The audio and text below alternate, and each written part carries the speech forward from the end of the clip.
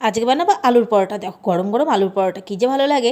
যাই হোক চলো রেসিপিটা শুরু করা যাক। আটার মধ্যে নুন জল দিয়ে ভালো করে ঠেসে ঠেসে মেখে ঢাকা দিয়ে রেখে দিলাম। তারপর আলুগুলোকে সেদ্ধ করে নিয়েছি। আলুগুলোকে সুন্দর করে মিহি করে মেখে নিতে হবে, যাতে দানা দানা না থাকে, তাহলে পরোটাটা ফেটে যাবে। এখানে আলু সেদ্ধটা মাখা হয়ে গেছে। দিলাম পেঁয়াজ কুচি, কাঁচা লঙ্কা কুচি, নুন, তারপর অরিগেনো দিয়েছি, একটু চাট মশলা, তারপর দিয়েছি নুন পরিমাণ মতো, দিয়ে দিয়েছি 1 প্যাকেট ম্যাগি মশলা আর একটু জিরের গুঁড়ো দিয়েছি। ভালো করে মেখে নিয়ে আলু সেদ্ধটাকে, তারপর এখানে আটাটাকে দেখো সুন্দর করে একটু বড় করে লেচি কেটে আলুর পুরটা একটু বেশি করে ঢুকিয়ে দিই, তাহলে খেতে ওই আলুর পরোটাটা বেশ ভালো লাগে। তারপর এটাকে চোখা করে নিয়ে ভালো করে ঠেসে তারপর এটা আস্তে করে গোল করে একটু আটা দিয়ে আস্তে আস্তে এটাকে মানে বেলে নিতে হবে গোল আকারে, যাতে আলুটা সম্পূর্ণ পরোটাটাতে ছড়িয়ে যায়।